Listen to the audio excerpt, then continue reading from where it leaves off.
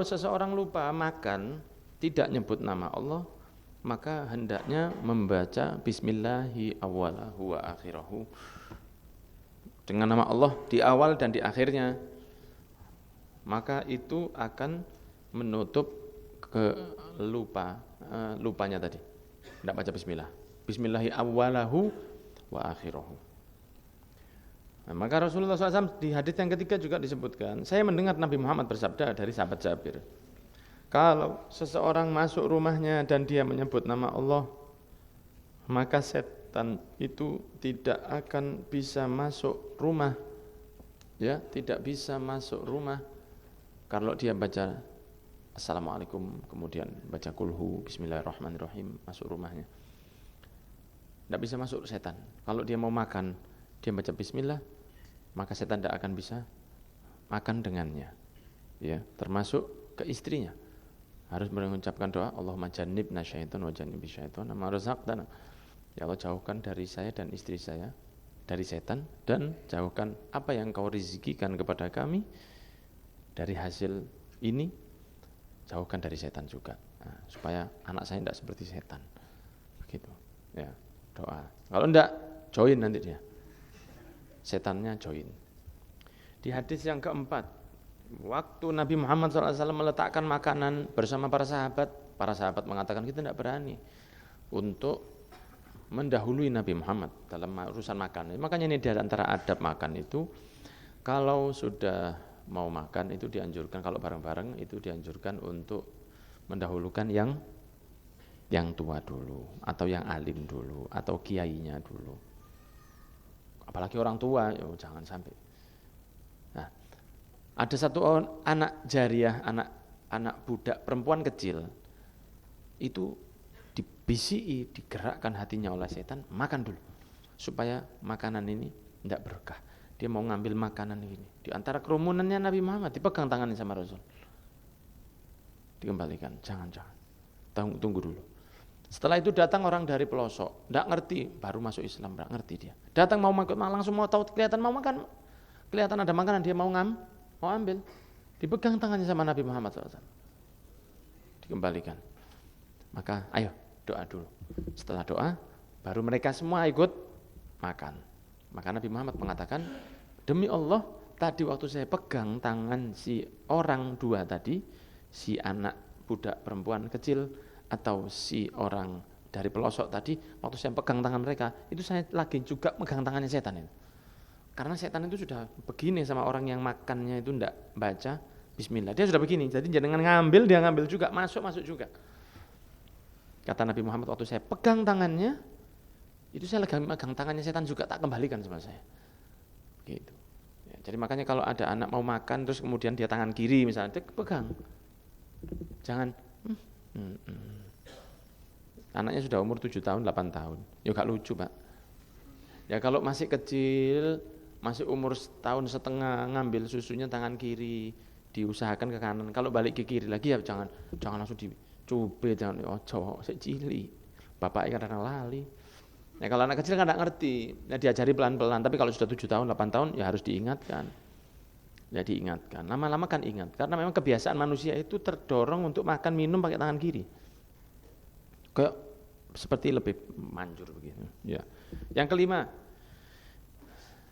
ada satu orang makan sama Nabi, ya, terus ada satu orang makan sama Nabi, kemudian tinggal satu suapan lagi, jadi sudah makan sama Nabi, tinggal satu suapan, kemudian ketika dia mau masukkan, dia mengatakan Bismillah awwalahu wa akhirahu. Dia lupa. Dari awal dia tidak baca Bismillah. Kemudian dia mengatakan Bismillah awwalahu wa akhirahu. Dengan nama Allah, dari awal makan sampai akhir makan. Maka Nabi Muhammad melihat itu, fadhahika Nabi SAW. Rasulullah tertawa. Ya. Maka Nabi mengatakan, mazala syaitanu ya'kulu ma'ahu. Sebetulnya tadi itu setan itu makan sama dia. Lah kok dibiarkan sama Nabi? Ya supaya ngajari kita kalau lupa baca Bismillah awwalahu wa. Kalau kita tidak diajarkan hal seperti ini sama Nabi, kita tidak bakal paham. Jadi tidak bisa kita mengatakan, kalau Rasulullah dari tadi kelihatan kok tidak diingatkan saja. supaya ada cara membuat kita itu tahu bahwa kalau tidak dibarengi itu akan dibarengi tapi kalau sudah lupa baca bismillah akan terbuang semua yang di dalam perutnya setan itu. Maka Nabi Muhammad tertawa sampai mengatakan setan itu dari tadi makan sama dia makan, pedas ya pedas juga, ya enak ya enak juga. Tapi ketika dia membaca bismillahi awwalahu wa akhirahu, semua yang sudah di perutnya setan itu muntah semua setannya itu. Dia kepada muntah cecek. Muntah dia. Maka Nabi Muhammad tersenyum melihat itu. Ya, ketawa lihat itu. Ya, jadi Nabi diam. Nah, karena Rasul tahu nanti orang ini akan membaca. Dan setelah membaca akan terjadi hal seperti itu. Dan karena itulah maka Kanjeng Nabi ngajari kita. Jadi kalau lupa baca bismillahirrahmanirrahim awalahu wa akhirahu. Yang keenam, dari Sayyidatina Aisyah. Rasulullah pernah makan dengan 6 sahabatnya, kemudian datang seorang A'rabi fa'akalahu biluqmataini faqala Rasulullah amma innahu law samma lakafakum. Rasulullah sallallahu alaihi wasallam itu ada satu orang datang, ya, orang A'rabi. A'rabi itu apa ya? Orang yang dari pelosok dan tidak faham. Karena ada orang dari pelosok dan faham. Nah, ini orang A'rabi, ini orang dari pelosok dan tidak faham. Jadi dia cara-caranya itu seperti pipis di masjid. Nah, itu caranya. Ya, contohnya itu seperti itu. Rasulullah ditarik bajunya, itu A'rabi. Ya, dia makan tanpa membaca bismillah. Ya.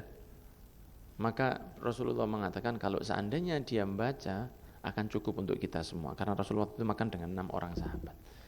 Jadi makan bareng-bareng itu kalau ada yang tidak baca satu, makannya itu jadi tidak barokah. Nah, kadang-kadang ada yang bercandanya itu begini, karena makannya terlalu banyak, ojo bismillah wis. Biar kita minta bantuan setan. Gak cukup, gak enak gantek kan. Gitu. Ya, itu A'rabi, jangan baca bismillah semua. Jadi kalau perlu jenengan pas makan di acara hall kan kadang-kadang dapat talam itu ya. Monggo bismillah. Enggak apa-apa gitu. Ya. Ingatkan itu loh. Jangan begini tua-tua gitu. Sampun mau bismillah. Itu kan gak enak ta, gak enak. Bisa jenengan bicara, monggo bismillah.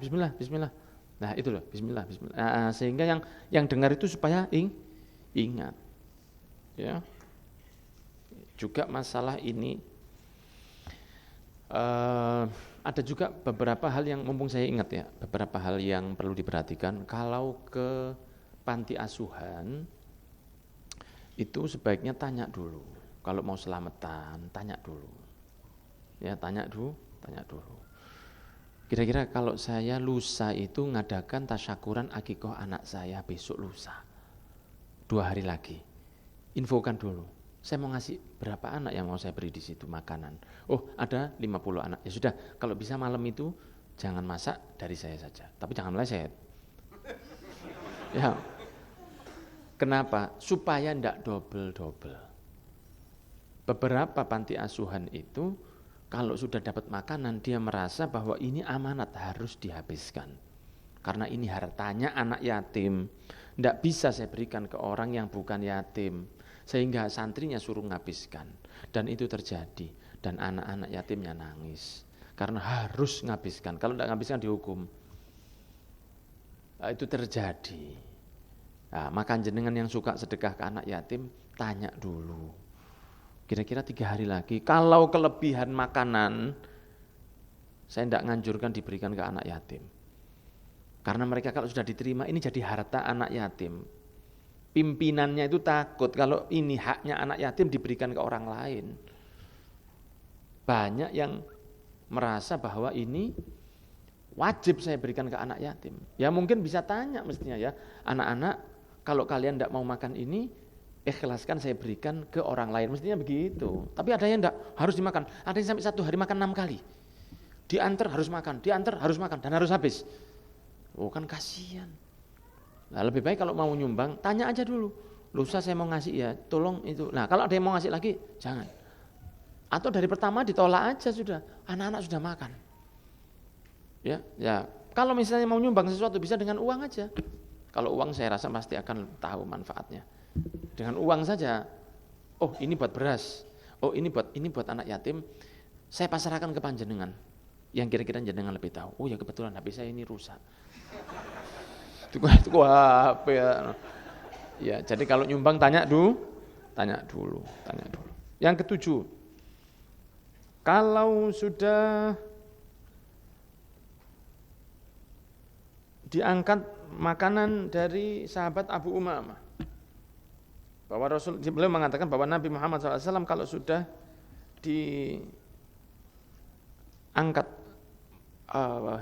hidangannya, sudah selesai makan, gitu ya, sudah selesai makan, beliau mengatakan alhamdulillahi hamdan katsiran thayyiban mubarakan fihi ghairu makfiyin wala mustaghnan anhu rabbana. Doa beliau kalau sudah selesai. Sahabat Abdurrahman bin Auf itu kalau sudah mau makan terus nyepak di atas mejanya, siap semua, buahnya, minumnya, semua sudah siap. Nangis setiap kali siap makanannya, nangis. Ditanya, kenapa kok nangis? Saya ini tidak lebih baik dari sahabat Umar bin Khattab, wala Abu Bakar As-Siddiq, wala Ali bin Abi Thalib, wala Nabi Muhammad. Saya tidak pernah lebih baik dari mereka. Tapi makanan saya selalu lebih siap dari mereka. Saya takut Allah itu tidak balas saya di akhirat, balas saya di dunia dienakno aku ya Allah. Jangan-jangan nanti saya di akhirat tidak punya amal saya. Itu sahabat Abdurrahman bin Auf, Pak. Bagi kita yang sahabat FM ini loh. Wis nyepak sik sambat, bayangno tuh. Endi uyahe rek. Ini sudah siap, nangis beliau itu. Takut ini dicepatkan pahalanya di dunia, di akhirat dia tidak dapat apa-apa. Sahabat Abdurrahman bin Auf. Luar biasa.